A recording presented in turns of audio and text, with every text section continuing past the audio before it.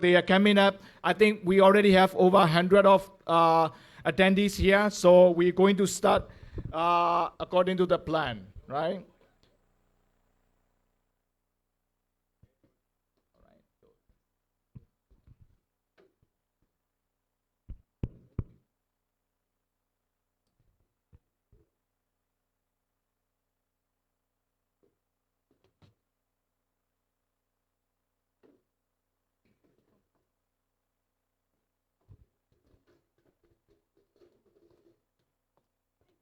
Have a seat.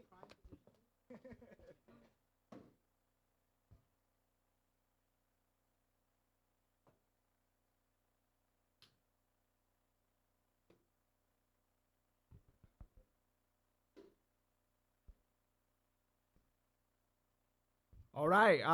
Welcome everyone. This is our 18 meetup. So this is a YC status school. We have a community, but only half of the people here coming from the YC startup school community, and there's the other half is registered through the 7 Bigs. So this is a collaboration between YC startup school community here in Bangkok and the 7 Big software company here. Right, so they sponsor everything, the venue, drinks, and even tour, organized to arrange or bring all the speakers and bring all of us together here tonight. So the YC Startup School had started last year. When YC have a summer course program online last June, and then we happened to start this group. So when we started, we just started with few people. We just went to the Central Embassy. We just meet and greet each other. We just talk about our startup. And then from there, we just keep doing every month, going to the different places. We used to go to the some of the other people office. They sponsor us. And then starting from last February, we have one place called the Urban Office, which is the co-working space. They sponsor us the venue and food, and then we started growing from there. And then we used to go to different places. Now we are over, could say 500 plus members in our community, mostly startup, product people, technical people, and other service providers.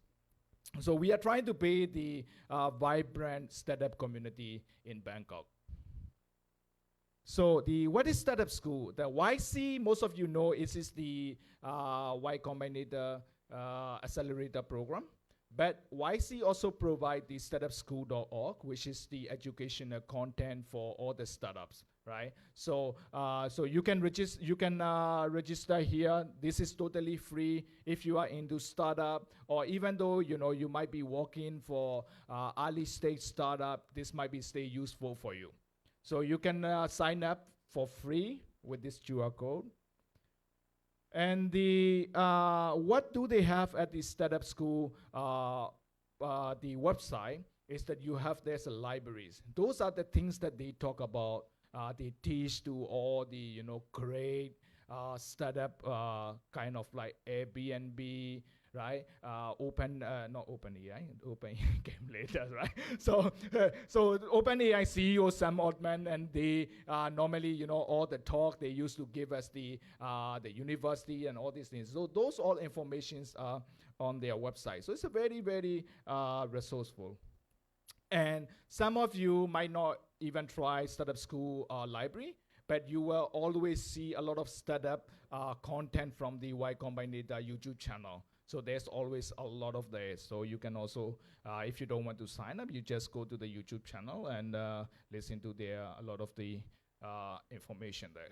So thanks again, Thor and Chandra, who manage the events, and also the whole 7 Bigs team to make this evening happen. So this is the great opportunities that we bring our community here, and also meet with more other community who doesn't know this our YC Startup School community exists yet in the Bangkok. And also thanks to all our speakers. So all the speakers is already here, so no worry about that. But well, we have one speaker cancel for the talk, but so we still have other speakers lined up, so no worry about that. And please help spread the words, and please invite other friends as well. And I'm going to show the QR code how to join our community. But if when you see that on the screen, you can take pictures and maybe sign up later. Or also you can come and take the paper here. I will pass it around later. So the reason why I want you to sign up is like the next man, because we do the event almost every man, right? So this man for November, we do it here. For the next man, we have the Devo team. We have partner with Devo team. So they are organized. They will be hosting, providing the talks about AI with the Google. And then we will be collaborating it together. It will be at the Plaza at the hotels on the Wireless Road. It will include a free buffet dinner and also 2 hours of networking and drinks. So it's totally free, but it will be limited. So you have to join the group. So when we announce, you can grab the ticket very first. So here it is. So please take a picture so you can sign up later.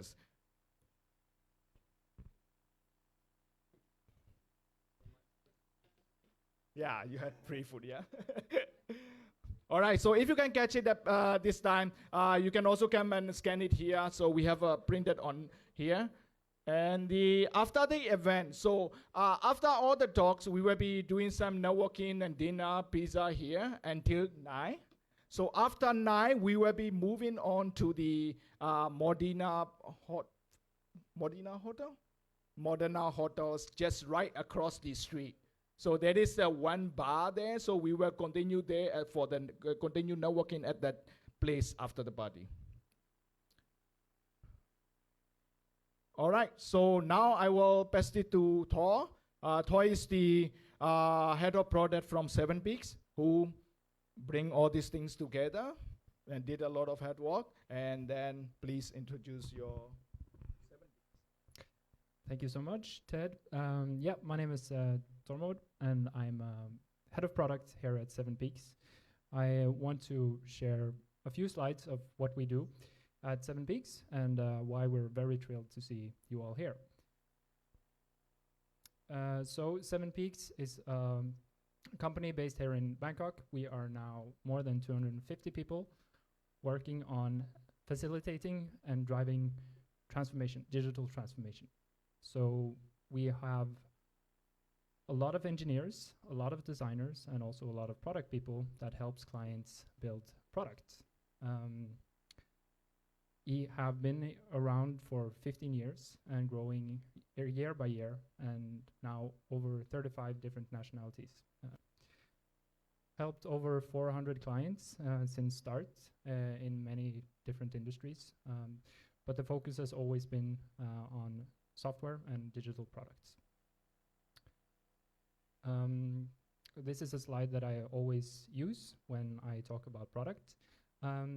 We set product at the core here at 7 Peaks, and by that we mean that we're trying to make sure that whatever we build is viable, desirable, and feasible. So viable means that it has to meet the business strategic goals. That means that it has to deliver some value for the business. Of course, it has to be desirable. That means that it solves a need for the users. And feasible, that we can actually build it from a technical point of view. And when we work with the clients, we try to make sure that we have all of these skills and knowledges captured, because it requires a very fine balance between these to actually succeed building a product. And being in this industry for many years now, I think building products is harder and harder and harder. But I think if we get this balance right, we are pretty close. We have an end-to-end offer here, meaning that we can go all the way from strategy to growing the product. So what we usually do is trying to understand our clients first, what they want to accomplish with their strategy, seeing if there are opportunities to develop digital solutions around it. Then we go through discovery. For people that are known in product, discovery is kind of where we try to figure out if it actually makes sense to build stuff and understanding the users. And then we go into development phases and also growth phases, where we have of course, developing the code necessary, but also implementing data analytics and marketing tools to fuel the growth. We also have our own 7 Peak Speaks. So 7 Peak Speaks is meetups here in Bangkok. I think we have every month almost, where we talk about topics either in tech, design, product, or marketing. So they're all free to attend. So if you're not able to come in the next events, there's always opportunities in the future. Cool. And we love feedback. So we always want to improve our own events. So please give us feedback about this event and you will get free pizza. No one can say no. Does the feedback have to be good? Doesn't matter. I can assure you that the pizza is good. If the feedback's good. Exactly. Okay. Cool. So for today we have a pretty good agenda. Now I'm gonna give the microphone to Carl Heaton. He's gonna talk about user-centered design in product development, and it's gonna be an interesting talk for sure.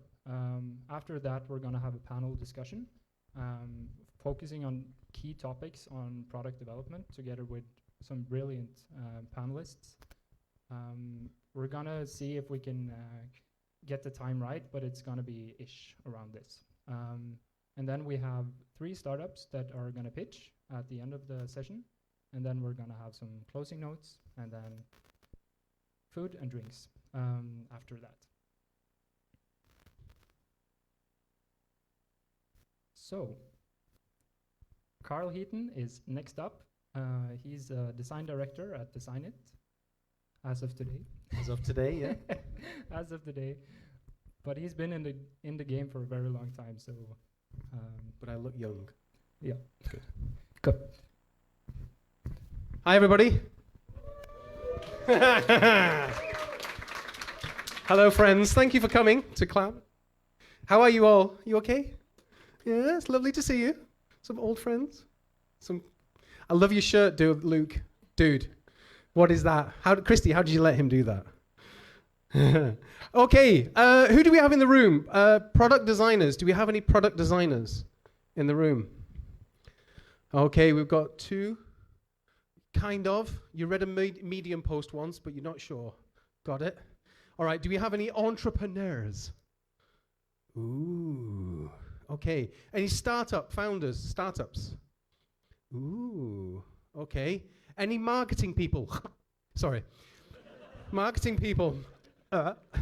Okay, good. This is good. This is marketing people. Any sales? Ooh, don't throw the business cards. Stop. Stop. All right. Any people who just kind of wanted free food? Fantastic. Fantastic. My kind of people. Right. So, that goes that way. Okay. So, this is me. Was that, yeah, I had more hair, but I'm wearing the same thing. It was me, yes. My God, do I look that different? Probably. Dude, you really have to be next to this, don't you? Mwah, mwah. My God. All right. So, thanks for coming. Really, really, really appreciate it. Everyone who's a startup, if you're in finance, whatever it is. But, like all good talks, I'm going to start with a story.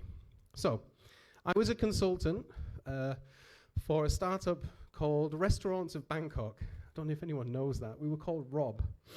And I remember being in a room, and there was a few people in that room.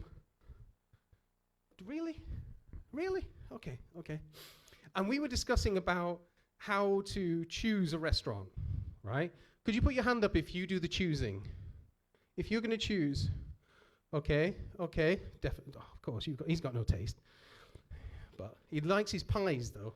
So, okay, so you do the choosing. Okay, who likes to let the other person choose? Hand up. Yeah? Okay. Right. Do you know, by the way, in Thailand, in Bangkok, there's a restaurant called Up to You. I wonder why they chose that. Yeah. Where do you want to go? Up to you. Okay. So the problem, what? You click it, I will click it. How do you know I want to go on to the next one? Look at your hands all the time. At least buy me a drink first, darling. Anyway. All right, you know what? Let's play this.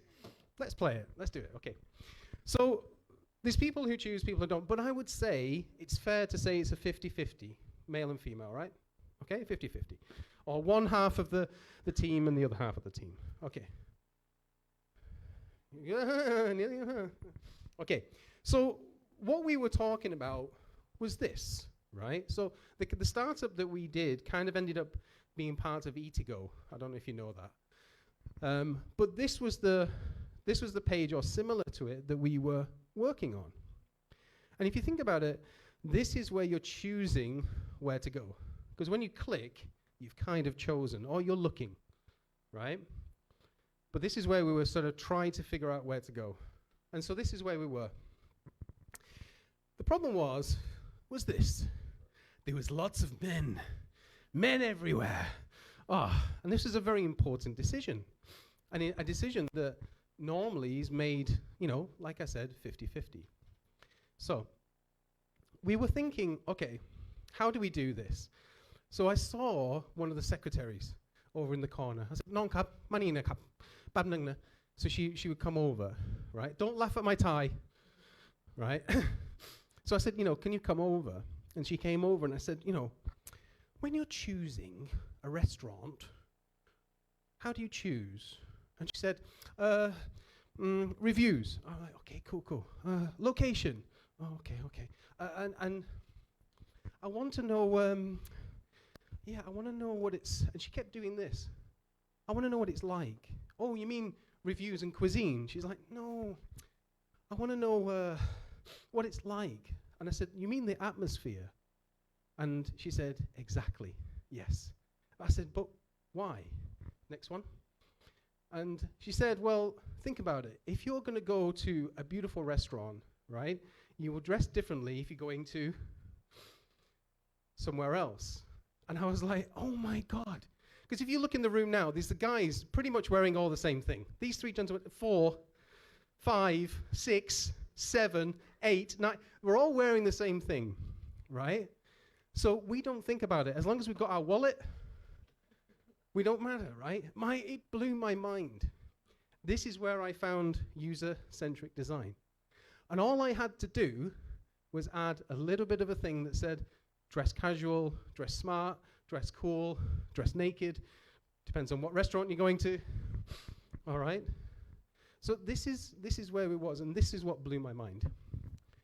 So this is what I want to talk to you about today. We've got some characters to introduce you to. So first one is the foundation of user-centric design. What is that? Okay.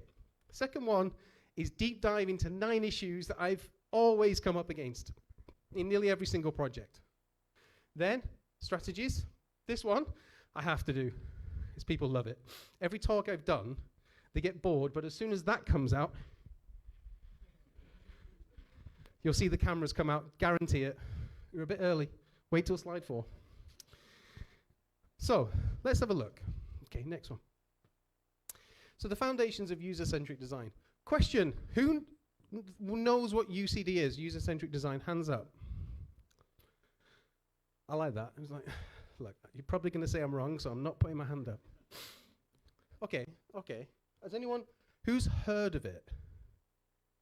Who's heard of it? Okay, cool. Okay, and who's here just for the food again? Yeah, got it, right. Okay, got it. Next one. Okay, so I had a bit of a dilemma when I was asked to do this talk, because to me, everything is user-centric design, right? How would you not design it for the users? But that does happen, and I can tell you why. But this is the start of it, right? Number 1, you do some research. Right, what are we doing? Number 2, all right, who are we doing it for? Yay! Number 3, what are we doing again? Don't know, we'll try this, yay! Number 4, keep doing it. Oh, it's wrong. Never mind, do it again. Number 5, test it. Oh, it's shit. Oh, no. Number 5, launch it. We've got to launch it. The marketing team will kill us if we don't. That's user-centric design normally. And if you've worked in any sort of product team, you know I'm right. All right? So this is normally what happens. Is there a way to change that? And how and when and why does user-centric design end up going off the path? When does a product become not for the users and for someone else? The dreaded person. And he's got a name. Or she. Next. Now I want to show you some good ones. Let's start off with a nice, beautiful story. This one is called Dia. It's scary because it's about children with diabetes. Hi, try Dia. You want me to what? I mean Dia. So this one won the awards 2023. Thank you. It was a slow joke, but it was a good one. My jokes are like a good stew. They take a while to get. Right? So we've got Dia. So the thing is about this one is the reason that I really, really loved this experience was it really is about life and death. It's about people with diabetes. It's about children. And what it did is they made something super easy and relevant. That's the thing that they did. So one of the first things I want to say is user-centric design is relevant. That's number 1. Number 2. Revolut. Spot the mistake. Because this is the French version. Revolut. No, where's Jeremy? Is Jeremy here? I know. I'm being funny because it's, never mind. Revolut.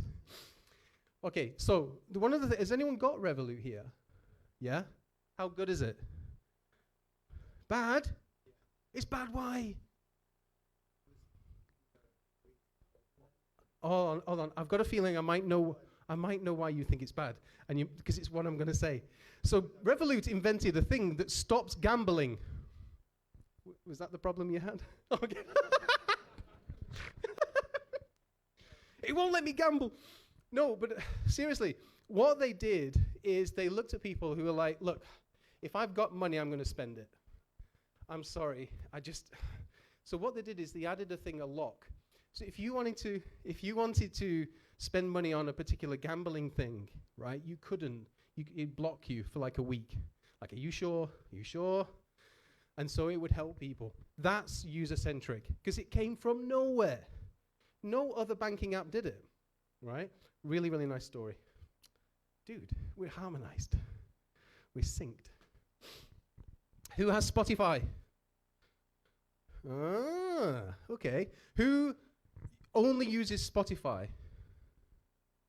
Interesting. What else do you use, guys, who put your hand up? Apple? Okay. YouTube? Does anybody use YouTube Music? Yeah. Ah, okay, cool. All right, okay. So YouTube Music. Now, Spotify, they did something. We'll talk about it later in the talk as well. But the thing with Spotify is it's constantly updating. The thing that they also did is they think about another type of user. And that's the people who make it. Has anybody heard of CX? Customer experience. Okay. You have UI, which is a screen. You have UX, which is the product. And you have CX, which is the whole customer journey, right? Spotify, the way they did it as well, is for the actual design teams, they made it easier. They invented a lot of the things that we use today. Things like squads and things like that. So their experience, their user-centric experience was not just the people, the end user, but the people building it. It's cool. Something to think about. Now, there's my award-winning quote. What do you think? Good or bad? Good, bad, or BS? Dude. What's up, dude? Yeah? So, perfect UCD is when great design goes unnoticed. How many of you notice when something is not good? Yeah? Can anyone tell me a story of something that was not good recently you had a problem with? Yes, sir. Yeah, did it? Yeah. Is that, yeah, okay, got it. What was it that went missing?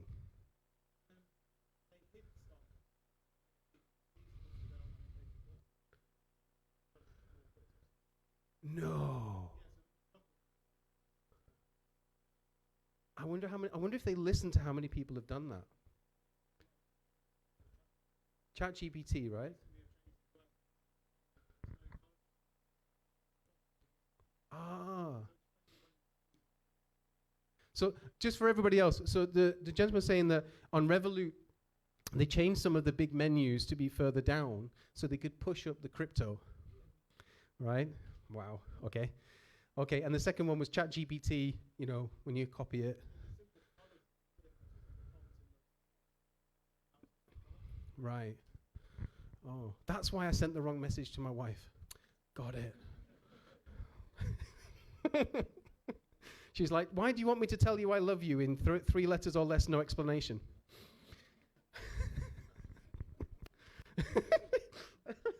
Okay, that was not bad. Next one, please, sir. Right. I told you there's a bad guy in our story. Oh, there's always a bad guy. All right? There's always someone in the way. And I've been, unfortunately, on the end of this many times. And this person or persons is always there. At the start, especially for the founders, you're full of energy. You're full of things that you want to do. You've got these wonderful ideas. There's so many things that you want to do. But then this person comes along. Who's this? Huh? Colin McGregor. No. Could be, because they're a type of what? Who's this? Could be. What's he holding? The stakeholders. Thank you, ladies and gentlemen. My God. Wow, we need a better crowd. Craig, help me here, brother. We need a better crowd. Oh, thank you. Thank you.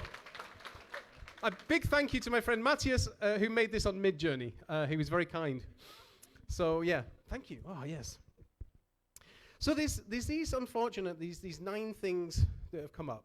Now, what I'm going to do is I'm going to explain each one, and then hopefully a bit how to fix it. So I'm not just going to say how to fix it. Next one. Right. The first one is usability. Right. So for me, Airbnb went from this, which looked really nice, to something that you can actually use. That was a big thing for me. I didn't like Airbnb because it was too pretty. It probably looked good on a PowerPoint, but when it came to actually like finding stuff and searching stuff, it was, yeah, okay, pretty picture, great. How much? Right? So that was the kind of thing that you think. So, for example, Taulai, mai mile, ania, Diguana. So, yeah, we've got a better one. So, usability ones, it helps on satisfaction. The best way to fix it is what? How do you do it? Test it how? A/B is a great idea. It's a great idea. What else? Huh? Heat maps is a very, very good idea. Very difficult to do on apps, though. What else?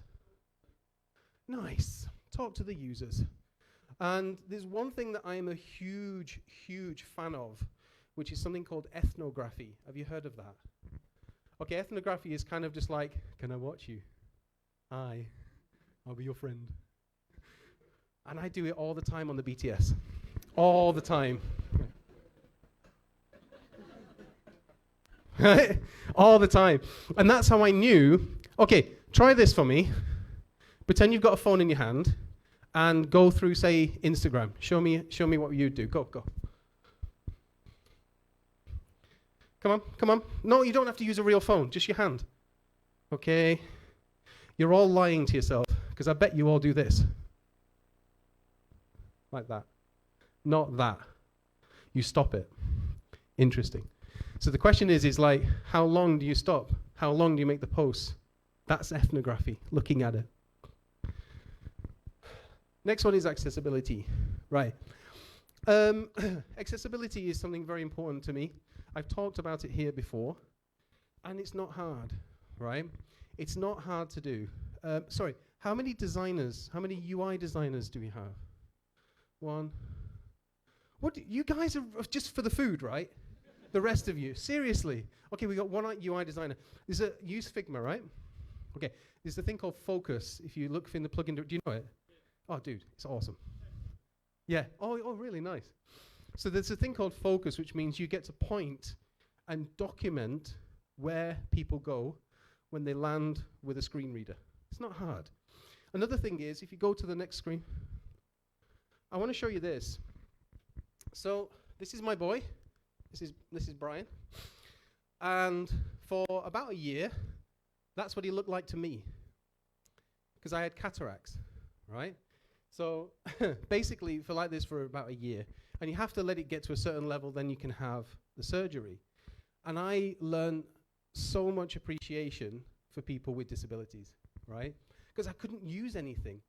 I had to stop texting people I don't know, because I would text them the most horrible stuff. Hi, I'd like to meet you and then kill you. I mean, meet you and then have a tea with you or something like that. But I couldn't see what I was typing because WhatsApp didn't have a dark mode, right? In Figma, I used to open Figma, go into Chrome, add a plugin to turn it black and white so I could use Figma. And so I learned the appreciation. And so that's what Figma looked like to me. If it was just like bright, that's what I could see. And so I learned the power of do a dark mode for people, right? And now that's even easier with tokenization. Next one is cognitive load. Right. How many times have you been on an app or a website that's just too much? And you're just like, whoa, stop, please. Right? That's called cognitive load. And another thing is, how many times have you say booked a flight and you have to remember what you did in the previous screen? Or, you know what I mean? You're doing cognitive load. So try to not make it overwhelming. A really good tip for that is show someone something and then ask them to list the 5 things they remember. Turn it off and say, right, tell me 5 things you remember. And if they give you those 5 things that don't make sense, you've put your priorities in the wrong place. Good tip for your good price, for free, and free pizza. Okay, sorry, go back for 1 second. By the way, this has just come out recently, February 2023. You can actually now, on Spotify, remove, sorry, you can remove stuff from your playlist that's affecting your playlist. Look, I'll be honest, there's one Taylor Swift song I like, all right? Don't judge me, okay? And it just messed up. Because you like Taylor Swift, you like this. No, I don't. So, yeah, I had to remove Taylor Swift because it kept affecting my playlist. They thought I was a 14-year-old girl. I don't look like a 14-year-old girl. Next one. Right. Oh, relevant content. How many times have you read something and just gone, huh? Why? Why is that there? You know what I mean? And again, copy can slip through the cracks. If you're a UX writer, you're very, very valuable. Your job is very important. It's about giving the right answers to the right people at the right time. That's what copy is, right? So this is one thing that a lot of the stakeholders will force you to do. Crypto! We must have more crypto. We make money from crypto. Yeah, but no one likes crypto. We don't want to sell it. Yeah, but just do it anyway. So this is something you have to avoid.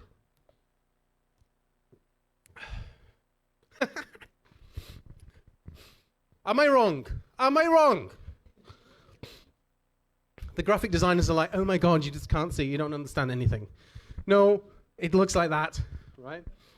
Now, again, this is consistency. I find this with people who don't know your job if you're a product designer. I find that they've read something about how consistency helps the bottom line, that brand consistency is the key. It is, but it shouldn't be a law. It should be a guide, right? So consistency helps you in the direction, but doesn't take the steps for you. Oh, yeah. I recently gave feedback to Google. They didn't listen. I wonder how many times people have given them feedback. But luckily, Instagram is. So Instagram has just recently started to do polls. Have you seen that, by the way? Yeah, you've seen it. It's not out for everybody yet, I think. It's coming out. But getting feedback. Right. Has anyone heard of NPS score?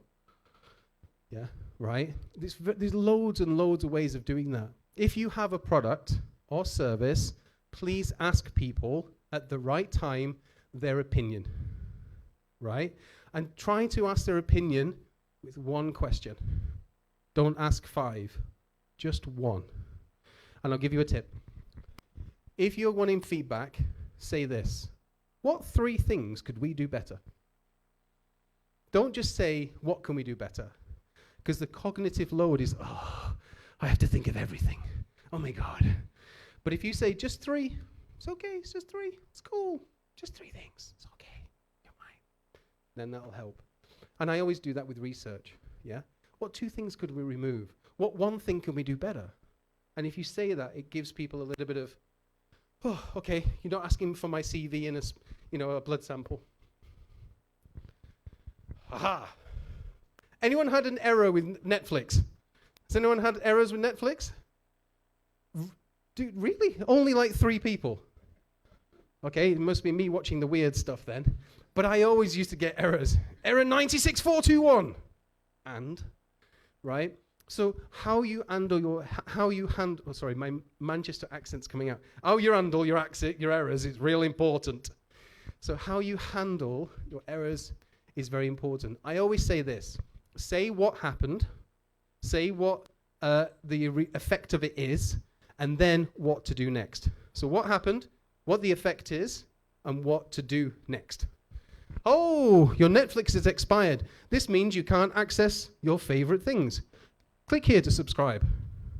Simple. Oh.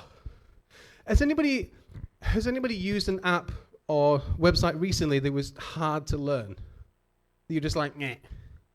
Luke, tell me. Google.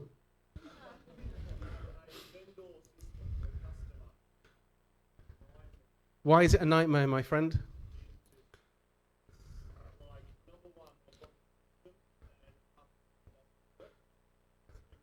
Yeah. Yeah. Yep. Vendor systems, not good. Yeah. Cool. So that's okay. Again, the easy way to do this is watch people use it. There's a really good tool called Hotjar, right? Hotjar is brilliant. You actually can watch people use your stuff. The way to do, there's a really easy way to check if your app or whatever is learnable. Does anybody know what it is? Make people just click it. No, but it's a good idea. What else? What's a good way to get people to learn stuff? Or to know if your design is learnable? Demo sessions are good. If you're like, hello, yeah, then you know, you know it's not going to, put a line, I'm going to look up. Yeah, so yeah, they'll get it. No, it's to say it out loud. Click this, then do this. Just say it out loud. And when you go, what the am I saying? Just saying it out loud and hearing it, it's a good way to check. Okay, how are we doing for time, by the way? Already. Shit, really? You already take up for the 2 speaker spot. You told me to do that. Should I? Okay. Sorry, guys. Sorry. Pizza's coming. That's not going to stop. I will not affect that. Persona misalignment. Yeah, doing it for the wrong people. Next. I want to get to the good stuff. Okay, good. We're getting towards the end. This is good. So the question is, what's the effect of letting stakeholders ruin your user-centric design? There you go. Nobody wants to do digital. Oh, tapes are the only thing that we do. This one's funny. They were the king. Man. Right? And disappeared overnight. Next. All right, now, some bright future. Next one. I've got some tips for you. I've got X amount of tips. If you notice something wrong with the tips, there is a prize for you. So you have to tell me what it is. First one is analyze real-world case studies, both successes and failures, and extract valuable lessons. In other words, look at other people, what they've done and what they haven't done, and learn from it. What did BlackBerry do wrong or whatever? Next. And the way to do that is just, whoa, not that fast. The way to people to do that is just watch them using it. By the way, I love this picture. She's like, stop watching me, you weirdos. I'm smiling. What's she doing?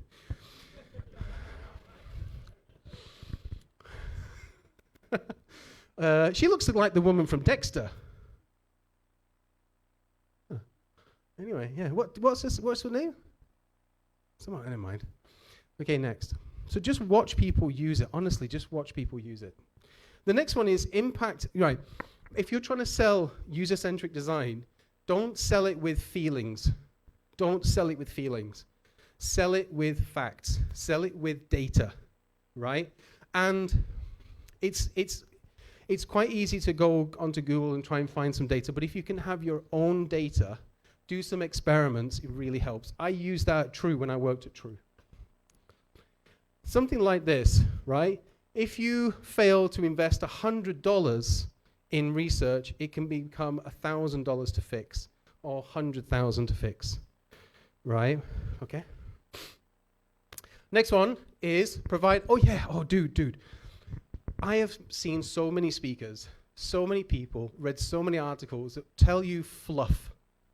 They were invented ChatGPT before it came out, right? Tell me what to do. Don't be this guy. This next one. This guy here. I hate him. Don't know why. It's probably because of his hair, right? Yes, we need to think of the users. It's the key to our success. We need to think about the users. And the and is where, or so that we can. And this is how we can So if you're trying to sell user-centric design, sell it with facts, not feelings. So this is it. Come round. Not bad, huh? All right. Okay, ready for the tools? Quick fire round. Hi, documentation. And sold. No. Accessibility notification. This is called Focus. It's really, really good. It's a wonderful tool. It's also very good for just documentation, how to use your software, whatever it may be. All right. Next. Calcit, provide actual. Oh, that's not supposed to be there. Next one. Oh yeah. And the last one is the right questions at the right time. So next one. Okay, so now the good stuff. This is actually the tools now. I'm rushing now. You're making me rush. Okay, tools. Go. Anyone seen ClickUp before?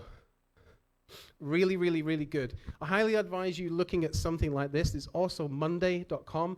But ClickUp, if you're in product design, something that knows what you're trying to do is much better than things like Trello, right? Trello is great, but it doesn't help you do the next step to do everything. So I highly recommend something like this. The next one is Asana. Again, it's for managing, if you're doing a bigger team, try to use something like that. If you're still using Excel spreadsheets and calendars and stuff, it's not going to work.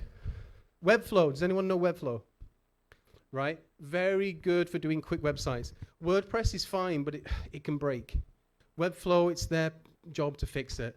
And there's a lot of really cool stuff. Wow, you okay? God damn it. Cubase, you probably won't know this because I found this in some research for a product I'm making. But Cubase is really, really nice because if you're a product design team, you know there's tons of information from research, from design, from development. It's everywhere. This is designed to put it into one place and make it relevant. Okay, Hotjar. Okay, Hotjar is brilliant. May I recommend this? Number one is you create an editorial team in your company to go through this every month. The editorial team, right, they go in, they read, they look, they find out, and they just say, here's the findings. Then they pass it on to the PO team, who can then make the decisions if it goes in to your backlog.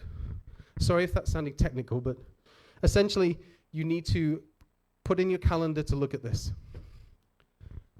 Next one is a research framework. I found this on producthunt.com. Highly recommend producthunt.com. And this is some really, really nice stuff.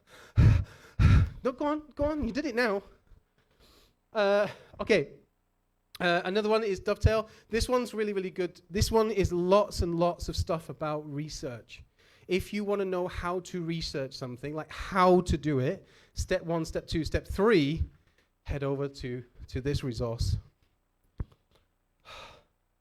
Okay, last one, I think, right, is FormStack. This is something that's changing a lot. These AI-generated forms.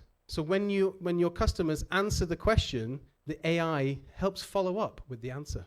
So you said this. That's interesting. And last one is Notion. Hey! Cool. Next one. There you go. There's the picture. Go on. I did that specifically for you to take a picture. Hold on. Hold on.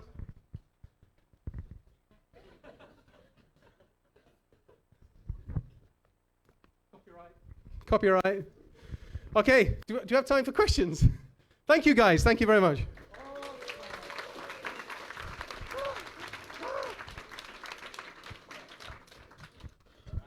All right. No questions. We have to bring up the.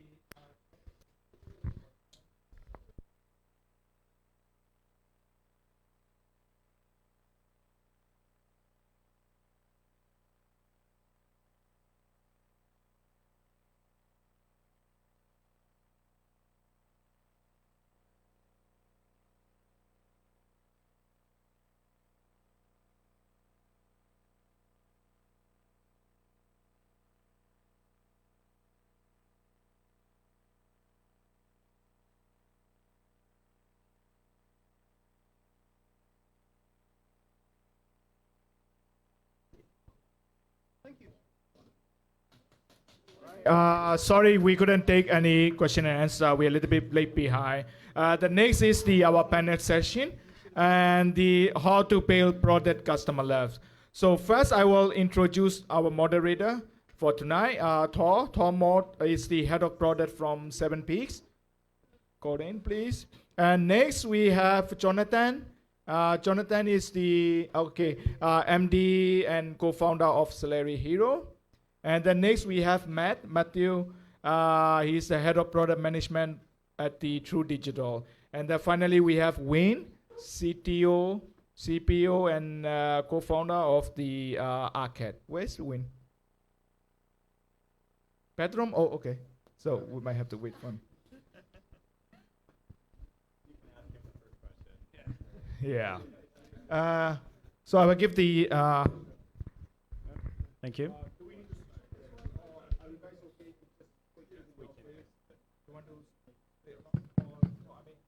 Oh, yeah, we can do that. Yeah.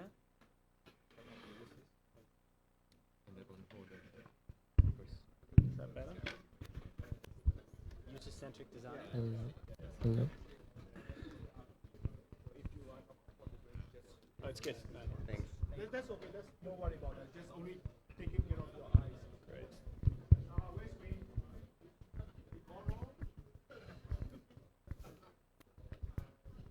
Wait too long. I saw him earlier. Yeah. Got a couple. I guess we just start. Yeah. And when will come. Thank you guys so much for joining this panel. I have prepared some questions that we will go through, and hopefully this will be more of a discussion than an interview. So I want to start with you, Jonathan. What do you think are the key principles that guides successful product development? Thanks so much for having us and for putting this together in general. So my name is Jonathan. I'm one of the co-founders of Salary Hero. So we're focused on financial inclusion for low-income work. I'm really not that much of a product person when it comes down to it. My background is in sort of general business, and so when I saw all the hands coming up from all you guys who know so much about product, I'm really here to almost learn more from everyone here. But I mean, we are incredibly focused on user-centric design. It's something that Ning, our head of design, who's also here tonight, has been really pushing through with our product in general, where having an aggressively iterative process and going out and continuously getting feedback from the users that we're actually building and designing products for is really the central ethos of how we design at Salary Hero. And whilst we're still learning and we're still trying to continuously improve those processes, I think if you continue having an iterative approach, putting it in the hands of users, and as was discussed just now, seeing them actually interact with the product, that's really key to the process in my mind. A quick follow-up question. How often do you talk to your users as an MD? We speak to them a lot. Yep. So we, as you can imagine, our users are not the people who are working at salary here. Our users are blue-collar workers. Blue-collar workers who usually make less than 50,000 baht per month. They often work in factories. They are cleaning ladies. They might be working in retail. And so we, in the very beginning of the story of salary here, we produced a lot of products that we tested internally. And surprisingly, our users had no idea how to use these products, right? Because we weren't actually testing it on the people who were the end users. And so now we have multiple user experiences on a weekly basis where we go out, meet our users, and see them firsthand actually using our mobile application, which is their main interface. That's great. Matt, we talked on Tuesday on keeping focus on the users. How do you, as a head of product management, ensure that the whole team is actually focusing on the users constantly? Yeah, it's a great question. I think the key is just building the user focus across your entire discovery and delivery process. So it's not just doing research one time and then you have some nice slides and you forget about it. It's building that into your process in multiple different ways, right? So it's creating personas like Carl talked about, right? Designing your experience for those personas. When you're building things, having your POs give your development team that context. So if bugs come up, they're fixing it, or a requirement wasn't so clear, having that context of who are we building this for? What problem are we solving? So it's the entire process where you have to keep that in mind. And I think, you know, depending on the product and the company, you have to find what are those right touch points where you build that in, but not just having a once set it and forget it, but having multiple points in your delivery process where you're focused on the user. I wanted to ask you, Win, a question about if you could share an example of a case where customer feedback has actually had a big impact on how the product should and for this one, I'm gonna share honest example which I discussed with my CEO is here as well, because my experience with the user is not that much in the term of like providing the feedback. So my background is mostly in the technical on the technical side. We just founding the startup for like just a few years, trying to get a product at one. But one of the example that I talk with my co-founders, which is very interesting. Anyone here know knock knock or using knock knock? No? Zero or just one? Thank you, just two. So it's not that much popular. It's a good idea that you join me instead, you know. There's a website called names knock knock, which is like selling you like the furniture or home stuff. Basically, it's like Thai ears, kind of like that. So my co-founders, which is also my boss right now, she is the ex-CPO of the site. What she do, one thing that she want to change on what knock knock is that she asking the question to the team like, why knock knock needs to be a purple colors, like why the whole thing needs to be into the purple one. So and no one can answer that. No one likes it. No one. Everyone said things like, the purple one is like not so modern colors or something like that. So what she do is like she trying to do the prototype, redesign things. And change the color to be like in the tone of the black and white, and then going out testing with the customer. Surprisingly, customer like it, but like almost like 80% of customers say like, this is not knock knock. They cannot notice the brand because the people maybe it's not a good. I mean, the purple one might be not a good choice. Maybe a bit outdated, but it's already like branded into the people recognition. Like they already notice knock knock as a purple colors. So what she do is like she tests it like very fast, and then okay, I think maybe this is look nice, but it's not work for knock knock in the branding term.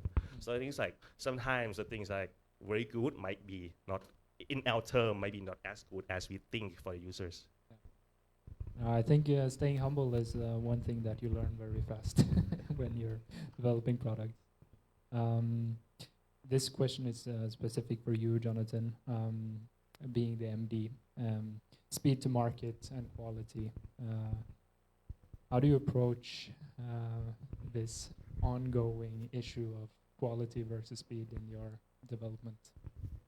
Yeah, and I mean, this is sometimes I feel a bit like that guy who was on screen earlier saying, "Oh, the user is very important," without any real direction for my team, which can be pretty annoying to work with, I can imagine.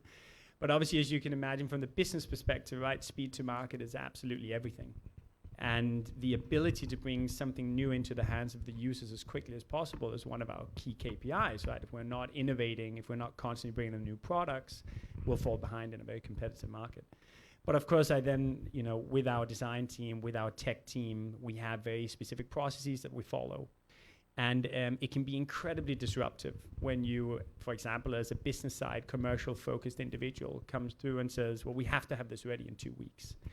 And the unfortunate thing is that you then end up having really big design issues. But I think the thing that you also bring in as a commercial side, with my background being more commercial to the product side, is one where you also realize that not every single thing you build has to be perfect from the very beginning. And I think once in a while you do meet product teams that spend so long on perfecting this one new feature, you know, months on end, being afraid to put it into the hands of people because they're afraid of the potential repercussions, without really considering you won't be able to know how people are going to interact with this new feature. You won't be able to predict it perfectly. So try and put something that's not perfect, but it's something new. And as long as it doesn't break your entire value proposition, you'll probably learn much quicker and bring it out quicker. So we try and bring a little bit of that balance to the development cycle. No, I think that's it's a very good point. Maybe Matt, you can also share a bit from True on that. Yeah, actually, to build on that, it's a great point. And one of my favorite stories or quotes from Jeff Bezos, he talks about one-way doors and two-way doors. And the concept of this is that we have a tendency, almost all of us in product and engineering on the business side, to kind of overcomplicate a lot of decision making, right? And it's good to debate, good to find the best solution, but actually most doors you go through in your career are two-way doors. You can release a feature, you can enhance that or pull it back or take it down really easily, right? You overestimate the pain and effort required to go back on that. So I think as a product leader, you need to think about what is a one-way door and what's a two-way door. And for those one-way doors, yes, debate for months, right? Debate multiple rounds with all the stakeholders. But if it's a two-way door, just go for it. Do an A/B test, launch it, and even if it's not the exact outcome you wanted, you're better off than having still not taking any action at that point. So I think it's a great kind of thing I try to keep in mind as we're making decisions. And if it starts to drag out too long, just make a decision and go for it. Teams has been a key topic in, especially in product, where we look at cross-functional teams and how they go into play. Collaboration between different disciplines has been maybe tough for a lot of people to handle. I want to ask you, Win, how do you foster effective communication and collaboration where you have cross-functional teams that might not understand 100% what the other guys are doing, but they need to rely on their expertise? Yeah, that's a very big question. But like, in my case, because I believe in when you're building the companies, the culture is one of the pillar things that like need to be very strong, right? Because it's gonna shape how you take a decision, how you're gonna approach to the way that you're gonna work and everything's right. So the way that I do is that I always talk to the new candidate or also within my team that this is the approach that we're gonna do, which is like we really believe in the product-led one. So we align everyone since the day one that you're gonna join the team that this is the way that we're gonna do. We're gonna focus on the product one. This is the way that we're gonna think of, and then we push it. We told everyone that this is your responsibility. It's not just like, let's say if you're engineers, your job is not just like, develop stuff, but we're trying to build a solution to solve some problem of the customers, right? So you need to emphasize them. So we told everyone. We push everyone out to talk to the customers. That's the first thing. It's like you need to not just talking with the team, but you need to talk with the customer first. And then when everyone see the same things, when everyone can emphasize to the customers, collaboration in the team, it's surprisingly very easy because everyone knows what they want to do. Everyone have like the same ideas. Okay, this is the things that that customers value. I mean, this is the things that really impact to the customers. And then after that, it's just come naturally. Like everyone just like, what should I say? We should use just like love the product, love the things that they do, like naturally, and just it just come natural without any putting any effort to just like, okay, you need to talk to this guy, you need to talk to this guy. When people have an ownership and buy in on the ideas, everything's after that just like natural. I think it's a great tip that I've also used a lot myself. Encourage everyone in the team to talk to the users, because then you actually know who you're building for. Another aspect of this team is psychological safety. We all live in an uncertain world where we have to take a lot of risks, and psychological safety is one of the key areas where we see really good product teams have, and less good teams don't have. So I wanted to ask you, Jonathan, how do you actively promote and cultivate psychological safety in your teams? Yeah, I think it's a super difficult one. I mean, I think culturally as well, and this is obviously different from country to country, but generally, if you're working in a corporate, for example, in particular in Thailand, which I have some experience with, generally, you don't want to fail. You want everything to kind of work. You don't want to make mistakes. And unfortunately, when you're trying to innovate and build product quickly in a good way, that's really a negative aspect to have in your sort of approach to things, right? You need to break things all the time. You need to fail all the time. You need to go through these two-way doors continuously and see the failures and feel the failures, and thereby getting a much better product much quicker. And so, how do you foster that? Well, you celebrate failure. You say, okay, that was a shit feature, but we tried, and we learned a huge amount from that, right? And you actually go out and you, instead of having a negative spin on it, you say, well, actually, look at these things that we learned from that. Now we know new things about these personas that we never knew before, right? We thought they hated the color purple, but actually they love the color purple. And those failures actually lead to the deepest insights about the users that you have, right? And I think you just need to celebrate that internally in the business and bring out those positive insights that you actually get from failing and making mistakes. And what about in True? I guess it's also a key aspect for you as well to foster this when you know that you probably will fail in order to succeed. Yeah, I'm a big believer in creating this environment with psychological safety, and probably had a similar experience. I think as an American, we're probably, everyone's willing to give their opinion. You don't really have to ask them for it. So people don't really care what the consequences are. So when I came to Thailand, it was a huge adjustment, and understanding there are cultural differences, but then actually experiencing that where, like in a one-on-one conversation, I could realize this person has really great ideas, but then in the meeting, they're completely silent. And I think as I become a product leader here, just it's really over time building that up, right? Building that confidence up. I think leading by example and showing people, like, even if you give an unpopular idea or kind of go against what's being discussed right now, that we value a healthy debate. We want to disagree and commit about things. It takes a lot of time, though, and you have to lead by example. I think when even things don't go your way or when there is failure, not taking your emotions out on the team, right? Kind of managing the other senior stakeholders. And it takes a lot of time to build that up. I think what I've seen is most people have that desire, but it just takes a while for it to come out, right? To have that, to be ensured that there's not going to be negative consequences of speaking out. And you just have to repeat that over time and show that this is going to help the team, it's going to help the individuals, and make that a safe space for them. I totally agree. Looking at talents, we have a lot of talents in this room, and some of them are maybe eager to go to the product roles. What qualities do you look for when you look for potential product managers or product owners? May I have maybe just 1 minute just answer this question as well, like the previous question? Because I think it's very interesting, like when I talk to a lot of people, especially like the foreigners who work in Thailand, they always say like there's like a culture shift between what work here and more specifically, it's like the things like Thai people don't love to talk or express their opinion much, right?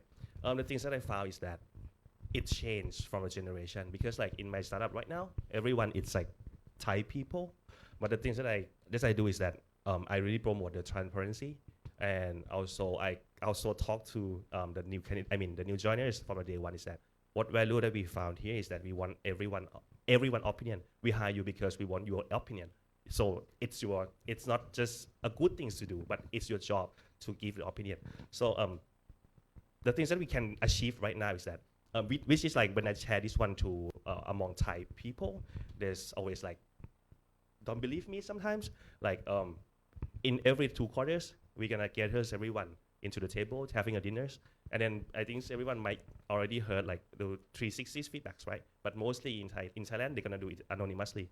But what we do is that we do it like face to face. We bring everyone into around the table, and then okay, please give the feedback to me around the table. Next one around the table, and surprisingly, this is like the from the retrospective last year. This is the most loved things that my team feedback that this is the things that they really love, like the number one. So it's theirs. It's just like the generation, especially for the new generation. I think the things coming up more for people to like express more opinion. They just want to have a place that they can do. And back to your original question, there's 2 things that I always try when I hiring the new product managers. The first one is like the things that I think eventually it's gonna be like the same for almost everyone because we read the same books, we listen into the same podcast. It's like product process, right? Another things which is like I think it's more, it's valuable and I think it's harder to find, especially in the role product manager, is the domain knowledge, because especially for a younger generation, which is like right now they change the job every 2 years, right? So especially for my startup, it's like in the fintech stuff, right? And finance, if you're gonna be like expert in finance, it's gonna take like, I don't know, some people maybe 5 or 10 years. So 2 years probably is not enough for people to gather the knowledge on this, right? So there's 2 things: product process and also the domain knowledge, which is like very hard to find. And also like the soft skill and everything is, I think it's for every roles. So for even the first product designer, the great communication skill or great collaboration skill, it's a must for me. So it's come down to 2 things: product process and domain knowledge. What about you, Jonathan? What are you looking for? Yeah, I mean, very similar things, but I think the overarching thing that we look for, in particular for product managers, but generally also in the organization, is just ownership. Like someone who comes in and genuinely takes ownership area that they need to be focusing on, and take full responsibility for outcomes, and just drives the. So we're not a big enough organization to have multiple layers of managers and associates and juniors and so on. Every single individual really needs to step up and own their domain, and that's really difficult to find. And so we try and test for that early on through experience questions when we do our interviews and trial periods, where we really see whether someone has the ability to step up and just own everything that they're doing. Yeah. Anything you would like to add, Matt, on this? Yeah, I think just, agree with these guys. The one thing I'd add is a lot of times when you have an open position you're hiring, you look at what's the person's experience. You get their CV, what companies did they work at, what was their project, and I think experience is important, but I think it's not the most important. So I always, when hiring product people, really care the most about what their mindset is. I think like ownership is a big part of that. Like how do they solve difficult problems? How do they prioritize things? Like putting the customer first. It's really hard to change someone's like really deep down values and beliefs and how they work, right? So trying to surface that is kind of a first checkpoint. Second is what's their skills. So a lot of times, especially earlier in your career, you don't have a ton of control what project you're on or who your boss is, right? So sometimes people have the skills, they have the potential, but maybe that's not coming out in like 100% on their CV, right? So trying to surface this. And then of course, experience is a great way. Like if you've delivered something, okay, we know what you're capable of, it's really tangible. But also trying to evaluate where that kind of potential someone might not even realize is on top of just what they've already done in the past. And one thing I would like to add here as well, just because I'm also hiring, I always look for people that have team achievements in their CV, because although good product managers can make a great product, they always need to be part of something bigger in order for actually this to work. So when I see people that talk about team achievements in their CV, I kind of understand that they're not just in it for themselves, but they understand the bigger picture and probably will be very good team collaborators as well. Yeah. How do you test that in an interview? So I actually bring employees from the other departments, and we go through team exercises with the candidates to see how they collaborate. So that's also a good tip. We were actually seeing that this was the hardest way to distinguish a good candidate from the best candidates, and we had to put this into our process. So a good tip. Yeah.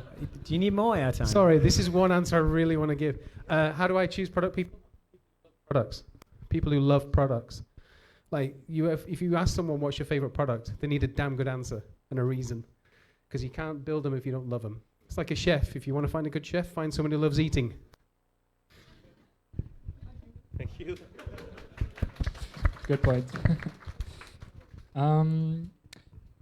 Let's talk about data for a bit. I guess it's one of the key components also to succeed with a product over time, is to understand how to leverage data in order to not only make good decisions, but also get the insight that you need in order to build the right thing.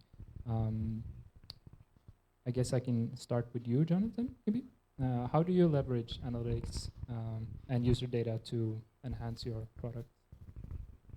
So we use data in a bunch of different forms. One of the things we recently implemented, actually, which we were a bit behind on, was just basic Google Analytics on our mobile application. We actually didn't have a very good view of the journey that customers were going through and the funnel through which they go from, awareness of our actual product when they first log into, all the way through to using some of our services. And you can gain a huge amount, of course, from interviews, sitting and seeing how someone uses the application, going out, speaking to users on a continuous basis. But the mass of data that you can get, obviously, when you start really almost surveilling how individuals interact with every single click on the application, is just so rich. And we started realizing that there were significant issues in the way that people were going through the journey, despite the fact that when we were sitting with them, it felt like, oh, no, they kind of got it, they got there, etc., right? But then you also have these issues of the interviewer beginning to nudge people in the right way and asking the right questions, and then people get there in the end. But many of our users, again, are so different from what we are as a team and us as consumers. If we were creating, the next Spotify, we might all be users of our application, but we don't really use our application on a day-by-day basis. And so getting that data out and the richness of seeing how someone actually interacts through, and these crazy 80% drop-offs that we were finding at places where we thought, oh, that's a smooth journey, right? Everything's working perfectly. Really told a different story, right? So yeah, that's one recent example of how we've used it. What about you, Matt? In True, I guess you have a lot of data. Yeah, we have. I think similar to how we prioritize the roadmap, I think it's really important to put intentional thought into what data you're looking at, what metrics are you using, because it's easy to focus on the wrong type of data, right? So like you were talking about your flow for whatever in your app, right? And a lot of times we look at just the final output metric, and this would be something like, a revenue number or active users, which really important numbers, but it's not telling the whole story, right? So for each of these numbers, it's important to think, what are the inputs to that? And sometimes it's multiple inputs to one output. Sometimes it's more in like a journey or a flow, right? So I think as a product owner, you have to think about, you don't want to just find out when your monthly active users is dropping. You actually want to know what's the root cause, what's leading to that, what is the pain point for someone. And if you do that well, you'll probably find out earlier than just seeing the report for last month, right? And seeing the line go down. So putting that thought in, really understanding the user's needs, the user journey, what data is linked to each behavior they're doing, And then if you're managing the inputs, the outputs should go up on their own. So I think it's really important to have that holistic view. And what about in the startup world, where I guess the data is less than in true? Yeah. So if for the startup that I do right now, we have just very few tractions right now, just open for like a friend family to use right now. But like I agree with these guys, and the things that I might add it up is from my previous experience. I used to work for Agoda, which is have a strong mind on the data driven. When you join the team, they're gonna talk about you like everything to do with the data. Talk about numbers. Just give me the numbers. If you don't have the numbers, we do not talk to you. So it's a good thing, and the bad thing as well. The guys already talk about the good things, right? The bad things that I found working with Agoda is that there's one magic matrix, like the God matrix that is gonna shape everyone thought. It's called IBPD, which is like increased booking per day, which is I feel like it's make Agoda grow up like it be right now, but also in a lot of places it's also hold them back, and sometimes affect their what should I say, brand image as well, because it's too big. When you got driven by these numbers too hard, some decision is gonna make you design some things which is like maybe good in the short term but hurtful in the long term. The same things that I shared to you on the last Tuesdays, right? I think I can talk about this. So I working in the team called a booking team. So I working as an engineer in the core team. So every bookings that coming in is gonna need to pass my system first. We building back like maybe 8 years ago. We building the system, the type of booking called BNPL, which is like book now, pay later, right?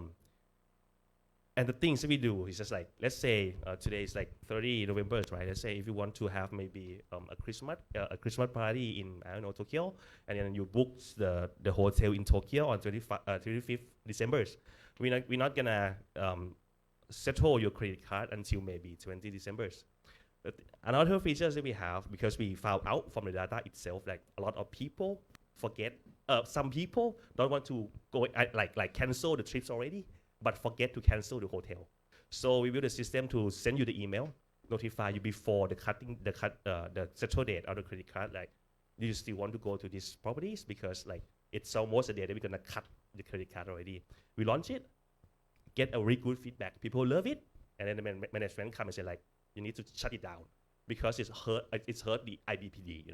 It's hurt the increased booking per day, because like the booking is dropped because like people just remember like, oh, I don't want to go to this place anymore. I want to cancel it. So this is like the example that I always talk to the team, and my team asking like, what is the difference between the business-led and the product-led? For me, the business-led is when the management coming up and say like, this is hurting the metrics, the increased booking per days. Product-led for me is like, what is the user experience? This is like, what the value that you can deliver to the users, but also make the business viable in the long term. And how do you prioritize your metrics, Jonathan, as the MD? Is it customer satisfaction score, or is it increased revenue? It's a good question. If you ask my investors, I'm sure you'd get a very specific answer. No, I think this is a great example, right? Because I think in the medium to long, if you had actually protected those users and given them an amazing experience and told them, hey, I'm about to ding you $500 for a hotel room you're not going to use, they would probably love you for that, right? Because you quite obviously put their experience and their value proposition above, short-term profits. And so we very much try and do the same, right? If we can't create loyal, long-term users who we take on a positive financial journey in the example of Salary Hero, then we also know that over the long term, the value of those users is not going to be as high, right? So it's all about trying to build very long-term loyalty and stickiness with the user base that you have, right? And I think product-led and sort of user-led and centric approach is the only way to do that, right? If I can just add on to that, it's a great example, right? Because you can't argue like they're protecting revenue, right? But this is where it comes down to really being intentional. What's the metric you're going after? And in this case, if the key metric would have been like bookings per customer or lifetime value of customer, they probably would have made a different decision, right? So it's not crazy to think, hey, we're protecting the revenue for this month. It's not a bad business decision, right? But it comes down to what's the priority for the company. As product leadership, you need to be very intentional calling that out and making it clear to the team what's actually our goal here, right? And depending on what was the key metric, it may or may not have been the right decision there. Cool. I see we're running very fast here. So let's talk about the future and the biggest trends in product development. I guess everyone has used ChatGPT a couple of times in the last few weeks. Starting with you, Win.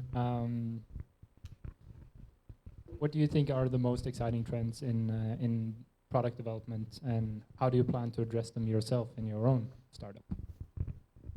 So you already said it, like it's a LLMs, right? So everyone talk about this. For sure, it's like a very great things, very good things. Like the things that I see shape how we do the product is that there's a lot of things. You know, as an engineers, we're trying to think of the way to automate things, right? We solve customer user problem by automate a lot of things. But there's a lot of things that you cannot automate. Cannot automate this easily. Like let's say if I want to do the sentiment for the news, let's say like when you're feeding the news to the customers, to the users, some people didn't have that much time to read the whole things, right? Maybe they just want to know not just even like the conclusion, but like is it the good news or the bad news which is gonna affect to the stock price? Let's say before we have some things like called Google Prophets, right? Which is like okay, kind of okay, but like when GPT, because we know it's very hard to do so. Like in some sentence, when you do like the old way, it's just forget the name. NLP. When you do the NLP, sometimes it's very hard to process. Like how do you know like this message when it called good, is it really good or is it really bad, right? Because like the sentence can be like, you know, it's based on the context around it, right? So GPT is solving all of this problem very, very, very good. Back there like 2 years ago, I never thought of like there's gonna be a way that you can like get the sentiment of the news very easy like this. So we automate a lot of things using GPT, using LLM, any generative AI, and anything that can help us, we use it. But I still doubt about it, because if you know how the LLM works, so basically it's just like trying to guess the next word that it should say, right? It's just like the people who just, I don't know, not randomly, but like have a very genius way to guess the next word that they need to talk to us. GPT never knows the things. GPT, okay, maybe GPT-4 knows because they didn't publish the white paper anymore, so we didn't know what happened inside there, right? But basically, it's just like, you know, you need to very cautious when you use it.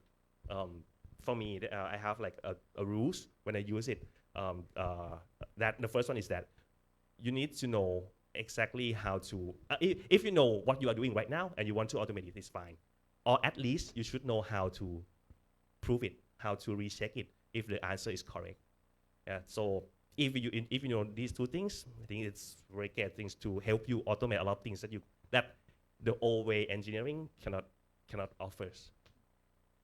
And Matt, do you see, especially AI, I guess, providing more value than just automation? Because we know there's a lot of efficiency gains, but do you see more value?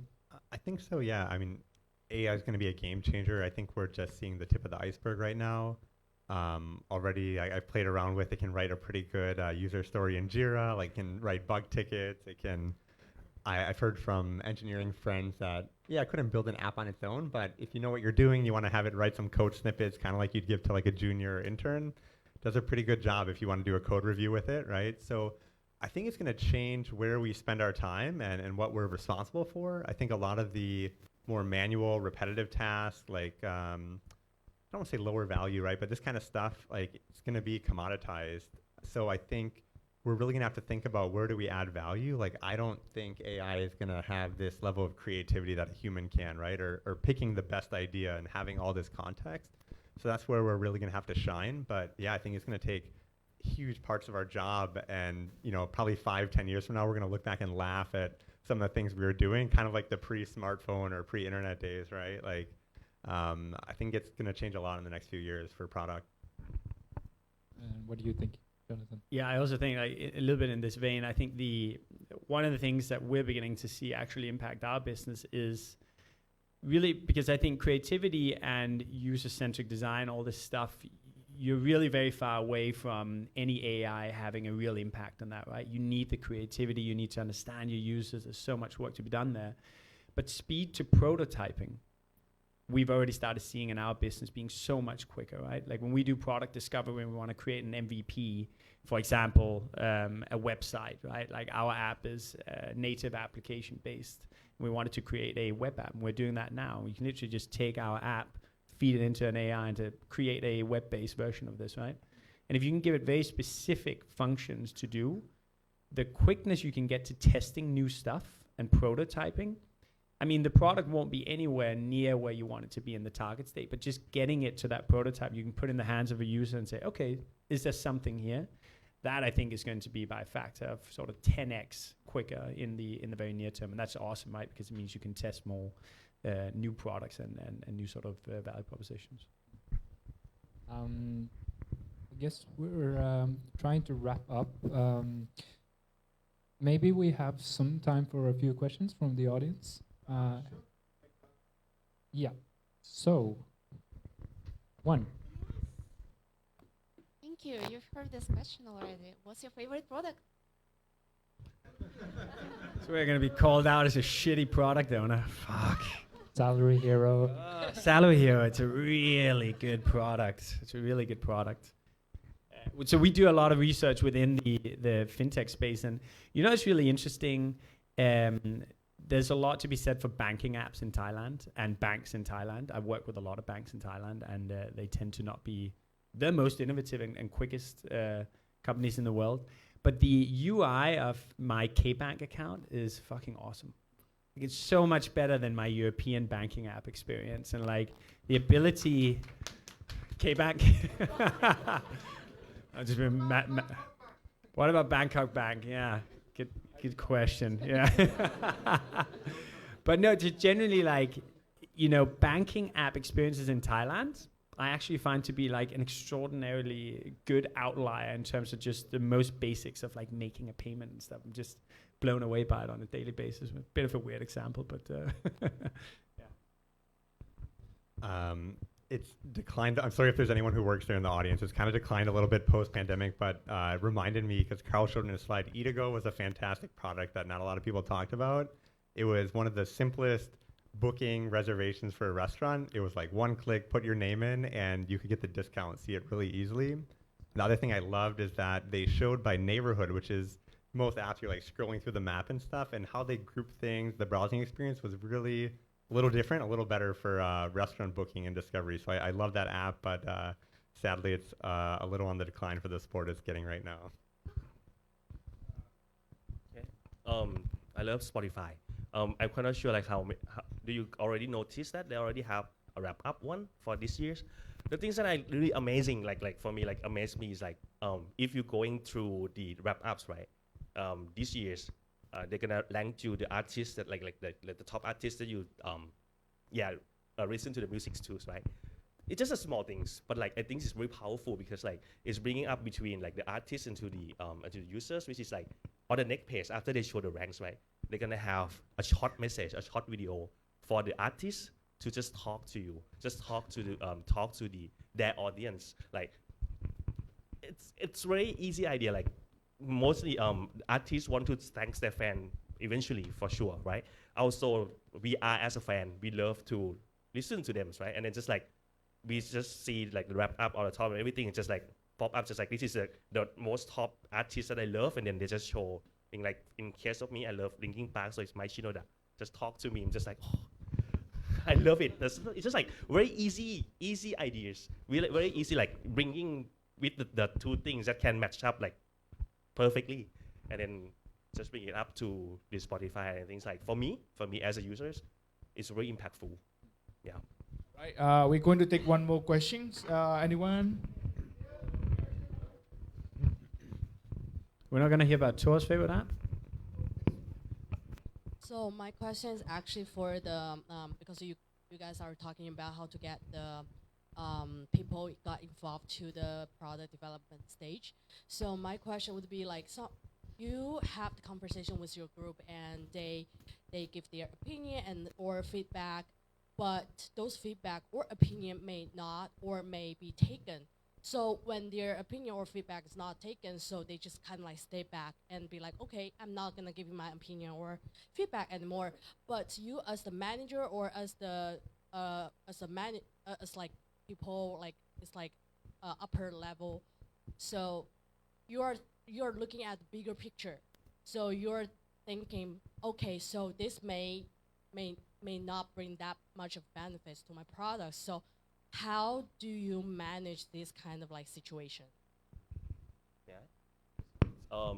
So the first thing first for me is that you need to have like a trust, building the trust in your team first. So what things that I do is that I always like hiring the people which I know that when they give a feedback or when I give them the task or any responsibilities, I believe in them. I know they can make the most out of it. So it's encouraging people to give the feedback because I really give them the responsibility and the power to decide some things, right?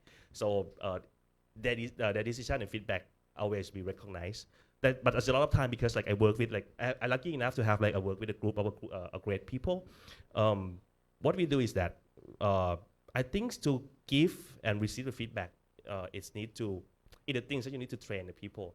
It's just like I think constructive feedback also like a lot of people cannot do it in the first day when even join my teams, right? So we encourage a lot of people to like we have like a guideline and also like a session that facilitate people and then walk people into the path that they can give and receive feedback very well. And we really serious about this because it's like one of the core pillars of the culture is in my team is that you need to give the feedback always, even if like related to work or not related to work. So you need to be able to give and receive feedback well. And after that, I didn't see any problem with it because when we have when everyone can give and receive a feedback well, right? So when the feedback is out there and sometimes their feedback, sometimes the team didn't choose this kind of situation that coming from them. They just know that people already, notice their feedback already, but maybe, but we share and transparent that this is the reason why we didn't choose their feedback to solve this kind of solution. So to wrap up, maybe it's just like receive and give feedback well, and also transparency as well. Why we didn't choose this? Why we didn't choose their opinion to implement it to be some solution, something like that. I'm sorry about my English. I just like walk It's around. okay. Thanks. Do you want to answer it because we want to go a little bit quick because the Yeah. pizza is getting cold? Yeah, I just want to add one thing as a leader, at least, is that you need to manage the expectations as well to your employees. Like if your employees always think that their feedback will result in a decision, then you're probably not going to do anything because you're always changing things. So in terms of setting expectations, that even though like I encourage you to give feedback, you cannot expect that everything will materialize because it's not. Most ideas are really bad, and that's just for everyone in this room. I'm sorry, but two, we need to make sure that when we actually make a decision, we have a lot of ideas that comes into play before that decision is being made, and that is not saying that feedback is bad, but we still always need to encourage to give more in order to get to the best answers. All right. Thank you so much. Next, okay, you can go back to your seat now. The next, we are going to have some startup will do the pitch, and then also there will be some open mic. But before we go that, I just want to remind some people whoever arrived late. So this is a YC Startup School community. We have the open chat line group, and also we have a LinkedIn group. So we are going to announce our Next Man event into the group. So the Next Man event will be on December 14. It will be at the Plaza at the new hotels. There will be a free buffet, international buffet, and also 2 hours networking event with the drinks, totally free AI topic. So that's very interesting. So if you haven't joined our community yet, you can take a screen or join it later. So after all the pitches, I will display this screen as well. Or in case if you couldn't get it, there's some paper here. You can come grab and scan it. So after the event, so after the pitches, there will be a pizza and some drinks. We will be here networking until 9 p.m. After the 9 p.m., we are going to the Modena by Fraser Hotel across the street. So we will continue the networking session there. First, Ruben. Yep. We have to.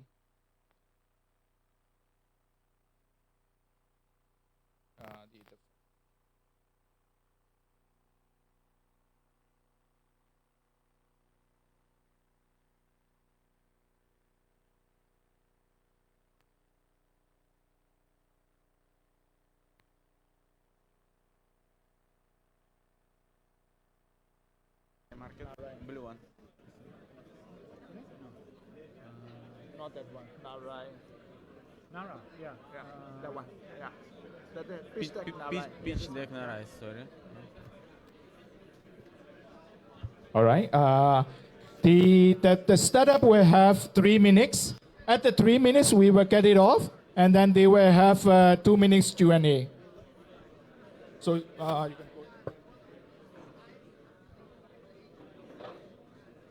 Can you make it from the start?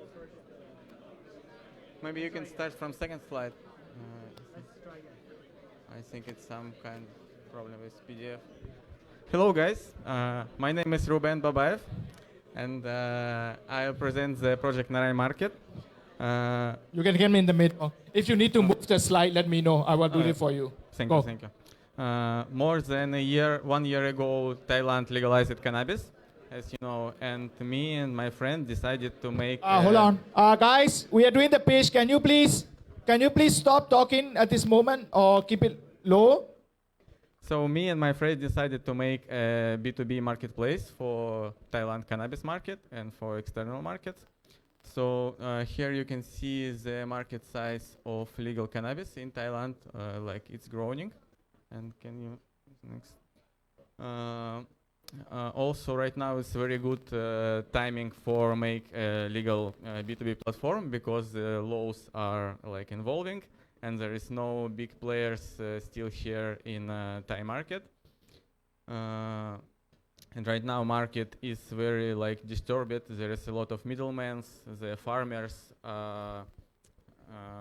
For dispensaries, it's hard to get the really good and legal products, and we are trying to fix these things. We did the customer development on the market and find the problems with the current players here. The general like auditory, our auditory is stores, so is this our main customers. So we focus it on the problems that mostly have stores, lack of transparency and the lack of quality assurance. Like as dispenser, you should be sure in the quality of your product. So it's better to track down all the way that product was grown. So the solution is our platform. It's a B2B platform for farmers, producers, and for stores, for dispensaries, not for like customers, like not B2C, just B2B platform. And it's pretty simple for the new market. So our strategy was like to make a good modern platform on the new market and be the first here. And can you please go next? This is very complicated, our business model, but I think we should skip it here. Thank you. Yeah, thank you, good. This is like our traction in this year, maybe only like in the autumn, and we started to make some money with reselling wheat from farmers to customers and finding our partners here in more like sustainable business. And can you please have the next one? Our marketing is pretty simple here. We have a lot of online ads for dispensaries, for dispensary owners in Google or in Facebook ads. And we going to the all dispensaries, to all our leads, and show the products from farmers with like sample packs, and then we finishing the deal like inside the dispensary, like in person, not online. Can you hear the next one? Also, we have some events here in Bangkok with experts, with industry leaders, to talk about laws, to talk about the problems that like legal cannabis have in Thailand. And the next event, I think, will be in the new year. Can you put me the next one? This is our partners. For this like 6-7 months, we have a lot of partners here in Bangkok and Thailand. And can you the next one? And also the big part of this. Time's up. I'm is sorry. So we will have a Q&A for 2 minutes. So if anyone have any questions. Yep. Right now we are looking for a partner here in Thailand, and for the partner who are interested in legal cannabis business, to make like big company here in Thailand and to export like Thai weed to other legal countries. It's like THC and CBD weed, like medical weed, and like in general weed products. Our ideal partner is local Thai company that is good with startups, with technology, and who is interested in agriculture business, like in cannabis, legal cannabis business, in medical business. Any more questions? It's going hard because the laws are very tricky. The legalization was more like 1 year ago, but the laws are still the same. They're not involving like there is still we have problems in this area. Yes. All right. Questions? Please.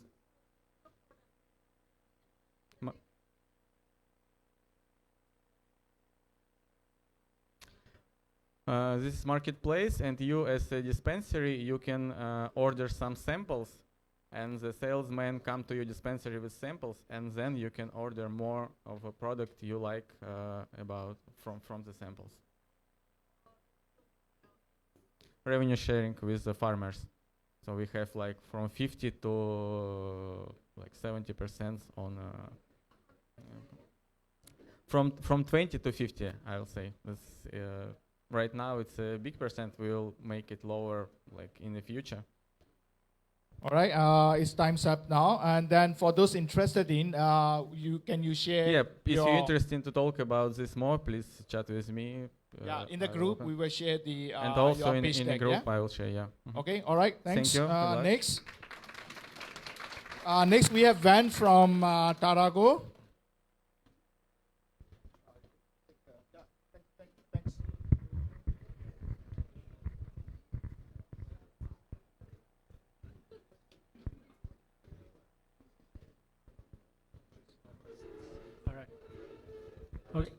Good evening, everyone. My name is Van Zambrano, and I am the founder of Tarago.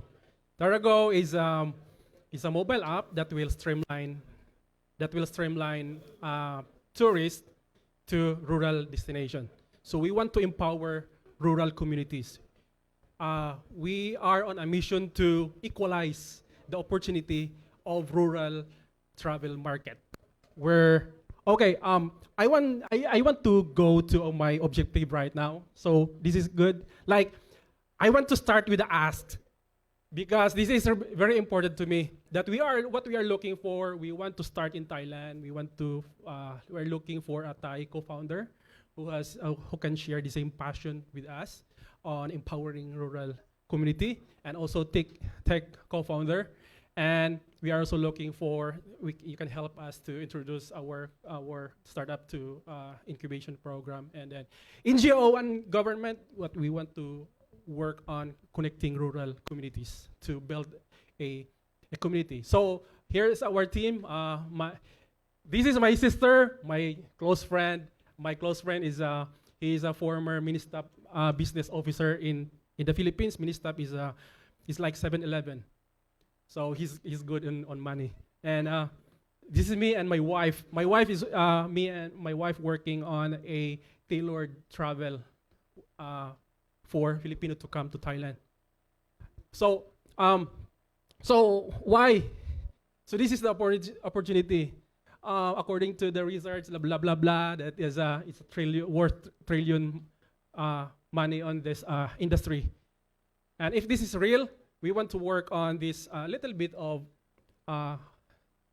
obtainable market wherein we want to start in Thailand because Thailand is a travel hub. And if we can target in this one, we can give 80% money to the rural people. And that's how we can empower them. We can give them money. Because as the world turns into urbanization, rural community will be left behind. We are so busy about what we are going to do on the urban. But rural people, they are the underserved people. And I don't hear anyone here who's working on a rural empowerment project. So I want you to see this opportunity, and then we can equalize the opportunity. And then this is our. I paid a UX UI designer to visualize what I think about a mobile app that will streamline tourists. And so basically, All right, time is up. so that's basically what we have. Okay, you have 2 minutes question and answer. So anyone like to ask? How you plan to compare with Airbnb clock? Because this competition is very strong, and Airbnb, for instance, offer almost the same experience.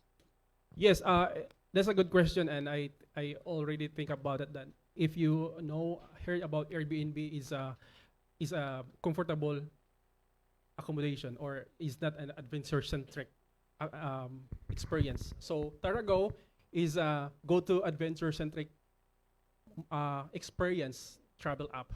So Airbnb is just like relax in the cabin, or maybe if you rent a villa house or a forest. So that's how Airbnb.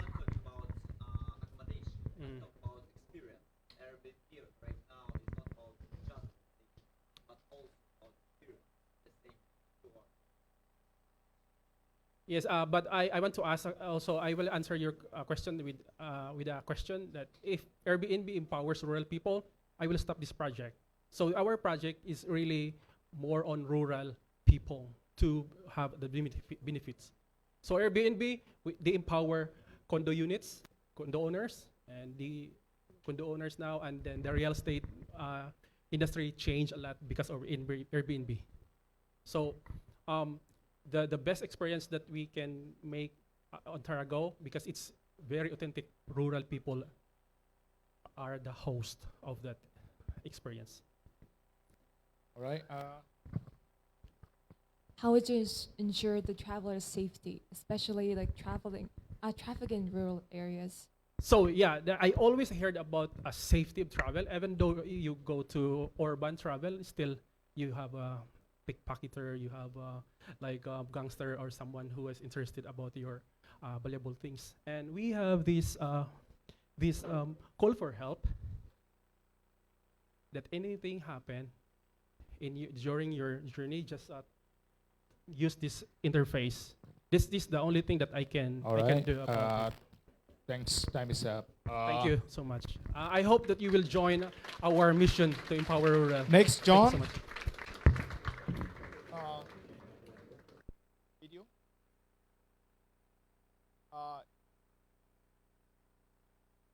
Yeah. So you want to display video?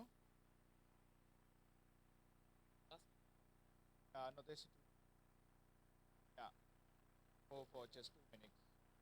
Want to say the- Okay. Share. You want to website? Sure.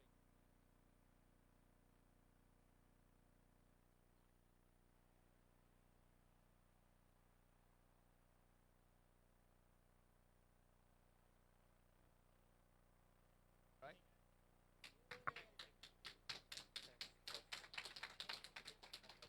Test. Awesome, guys. Okay, so I'm just going to take a quick 2 minutes. I'm going to share with you what Gig Night is essentially about. If there's one takeaway for what Gig Night essentially is that our mission is to put a software house in everyone's pocket.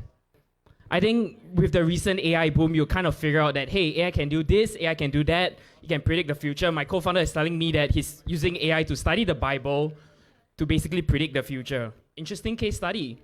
But let's look at it more specifically in terms of a use case perspective, what AI can empower. I think one of the biggest repository that GPT has is the amount of access to codes. And our figure is that if GPT understands code, all we have to do is build a micro model on top of it and get GPT to compile and build an entire end-to-end solution.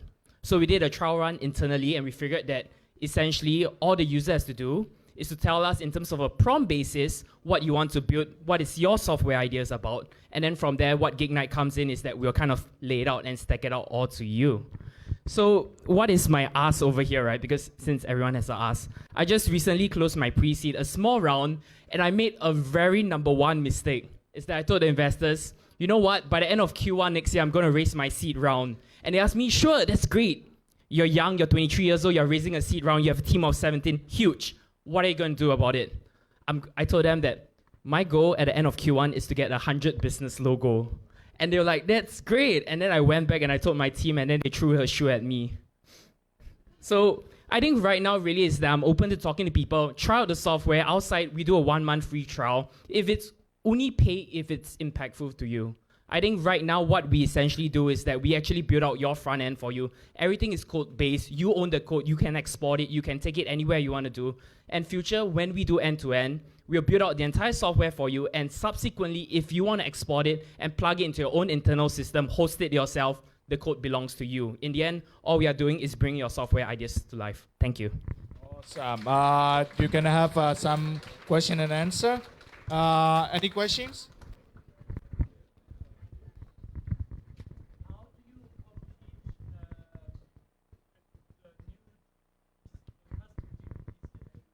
Awesome. Yes, this is the number one question that investors ask me that pulled back my pre-seed round by 2 weeks. So the theoretical correct answers is GPTs is a marketplace the same way that imagine the idea of you selling shoes and Amazon got created, so you just list your shoe on Amazon. That is a simple way. Another way is that essentially what GPTs did, and also the second part, the most amazing part, is now you can upload documents, PDF, PowerPoint slides, even videos. Just now, I uploaded a face of my friend onto GPT and asked him to make it into an avatar, and he did it. GPT could do it. But the main thing is that with this entire shift, about 80% of AI startups that are basically just GPT wrappers have been removed from the market. And it has actually made my raising for the future rounds a lot more streamlined and a lot clearer. So I hope that answers your question. It doesn't? It does?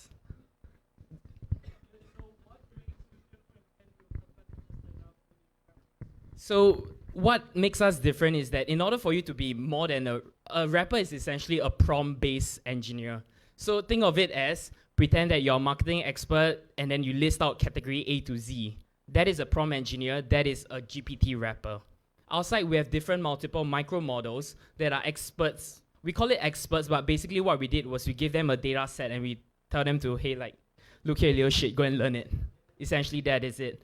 And what it does is the micro models interact with the LLM to get the data that it requires. And let's say if it doesn't get a specific level of, like, specific form of data in terms of code when you compile it, it will reject it. So it is a more complex kind of build. Yeah. All right, time's up. So thank you, John. Next, we have some open mic. This one will not have any Q&A. Then I will invite Alex. Yeah. Do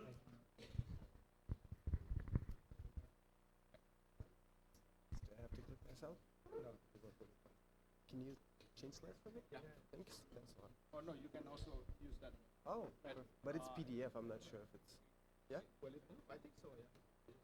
Yeah. Just give it a try. Which one? This one. Wait, yeah? wait a second. Yeah, sure.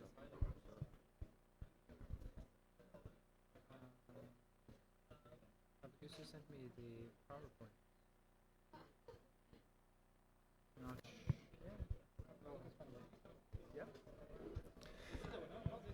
Yeah, it's this one. Yeah. It's this one. Yeah. Hey guys, sorry, just 2 minutes, so real quick. I'm about to start my own little UFC here at the Lumpini Stadium. Not sure if you're into Muay Thai, but what these socks have to do with Muay Thai, let's go through it. So 5 years ago, I went to Russia with these socks. I need to do marketing. I didn't have money, so what we did, we went to the hotels and gave the socks to the famous football players, the national teams. Should I slide? Yeah, we just went to the hotel and gave the socks. And then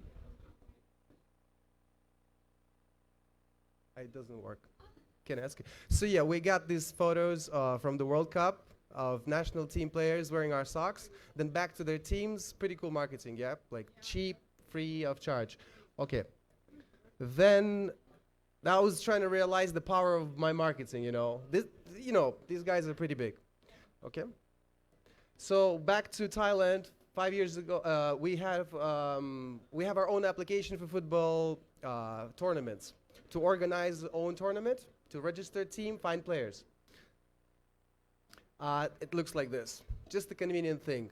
Then I realized we could do this for all sports, doesn't matter football or not. Now I work for One Championship as a translator, and on Fridays. And Lumpini Stadium came up to me and said, Alex, why don't you make your own promotion? And I was like, why not? I know these guys.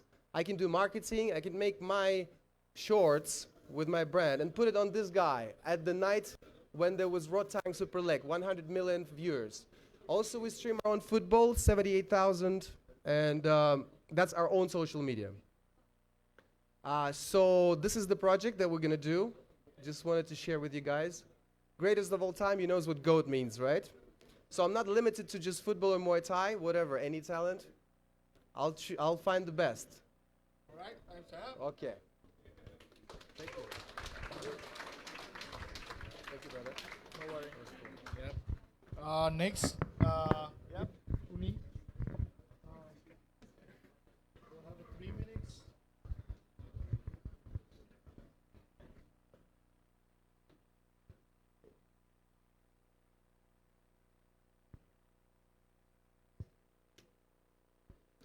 Hi, I am Puneet, and we have started a new startup. The name is Puneet, my name, and the philosophy of that startup is philosophy of the self. So we are into the mental well-being domain, and our mission is dedicated to building mental strength and autonomy. Our mission is to enable individuals to proactively manage and overcome a wide range of problems and stresses in their life. But we are actually focusing on the strength of the self. I'll say we all have problems in life, and we all deal with it on a daily basis. And many of the problems we are able to solve, maybe 70 or 80% of the problems we are able to solve by ourselves, but there are certain problems where we seek help. And we focus on those problems, or we are actually focusing on those people who are not gone into depression or chronic stresses, which are now heading towards stress. So for those people, they don't seek any medical or any professional help, but they want to address their problems of their own, but they don't have any solutions or they don't have any way to do that. So we pitch in that. So before or because as I said, we are into incubation state, so we haven't have the potential products right now, but we have the philosophy. we have the philosophy that will take the solutions from the ancient texts, from the ancient scriptures. We will take the solutions and put it in a form where anybody can understand. So ancient texts are rich with knowledge, and that can help in making an individual mentally self-sufficient in dealing with any adverse life.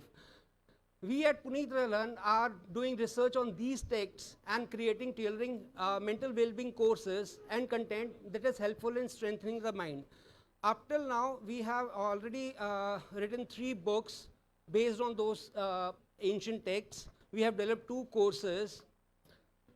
And these courses and merchandise will help in enhancing and retaining the self-motivation in the individual. What we believe that nobody can solve your problem, but you only can solve your problem. And for that, awareness and balanced mind is important. From these ancient sects, these ancient texts and sects, we are... Time is up now, so you're going 3 minutes already, so... Okay. All right, so... Thank you. We're going to stop now, but normally we open mic session for some people to come up and ask, maybe, but I think we only have 30 minutes left for some pizza and some drinks, and then after the 9 p.m. we will move to the hotel across the street. So thank you all for coming tonight, and also thanks again for 7 Peaks for hosting this event. And let's have grab some pizza and beers, and I will put on the QR code for our the YC Startup School community group, so you can scan and join our group. Yeah. All right. Thanks everyone.